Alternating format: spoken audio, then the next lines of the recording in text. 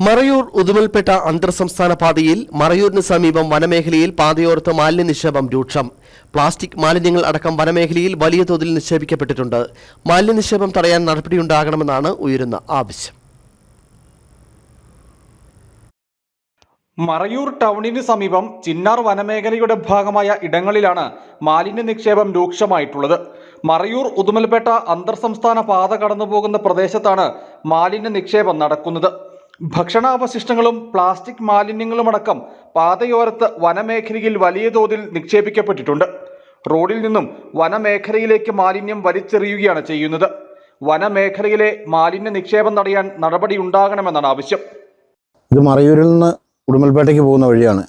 ഇപ്പോൾ ടൂറിസ്റ്റുകളും ഒത്തിരി ആളുകൾ ഇതിൽ സഞ്ചരിക്കുന്ന ഒരു പാതയാണിത്. ഇവിടെ മൊത്തം റോഡ് സൈഡ് മൊത്തം വേസ്റ്റാണ്. ഫോറസ്റ്റുകാരും ശ്രദ്ധിക്കുന്നില്ല, അതിനെക്കുറിച്ച് ഇവിടെയുള്ള പഞ്ചായത്തും ശ്രദ്ധിക്കുന്നില്ല. ഒന്നുമില്ലാതെ വേസ്റ്റ് അടിഞ്ഞു കൂടിക്കൊണ്ടിരിക്കുകയാണ്. ഇതിങ്ങനെ പോയി കഴിഞ്ഞാൽ കാലക്രമേണ വനത്തിൽ ആന ചത്തു അത് ചത്തു എന്ന് പറഞ്ഞിട്ട് കാര്യമില്ല.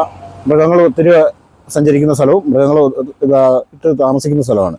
അപ്പോൾ അതിൻ്റേതായിട്ടുള്ളൊരു നടപടി എടുത്താൽ മാത്രമേ ഈ വേസ്റ്റ് ഇവിടെ നിന്ന് മാറ്റാനുള്ളൊരു തീരുമാനം കൊണ്ടുവന്നാലേ നമുക്ക് മൃഗങ്ങളെ സംരക്ഷിക്കാനും ജനങ്ങളെ സംരക്ഷിക്കാനും പ്രകൃതിയെ സംരക്ഷിക്കാനും പറ്റുള്ളൂ.